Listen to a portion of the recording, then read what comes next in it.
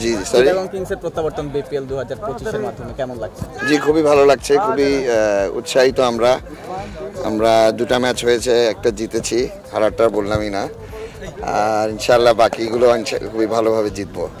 চিটাগং কিংসের যে প্রত্যাবর্তনটা হয়েছে আমরা দেখেছি খুব একেবারে রাজার মতো, আপনাদেরকে রাজা বলে থাকেন আপনারা কিংস। তো এই রাজার প্রত্যাবর্তনটা আসলে কেমন দেখছেন? মানে প্রত্যাবর্তন তো না, আমরা এনজয় করি, পজিটিভ থাকার চেষ্টা করি আমরা আমাদের স্কোয়াডের মধ্যে। আর বাকি তো অ্যাকচুয়ালি রেজাল্টসে বলবে আমরা কি কিরকম আছি, ভালো আছি না খারাপ আছি, এগুলো রেজাল্টস বলবে ইনশাআল্লাহ। সোশ্যাল মিডিয়া মার্কেটিং আমরা সব কিছু দেখছি এগিয়ে, কিভাবে আসলে প্ল্যানটাকে আপনার কাছ থেকে কিনা? যে আমি আসলে খালি খেলার মধ্যে বিশ্বাস করি না, খেলার বাইরেও মানুষকে কিভাবে ক্রিকেটের সাথে জড়িত রাখা যায় ওটা আমি চেষ্টা করি।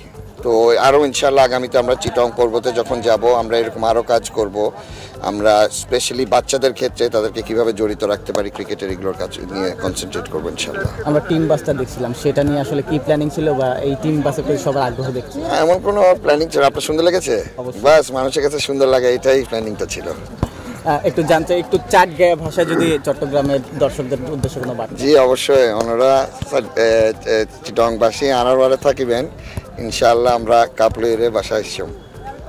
ধন্যবাদ।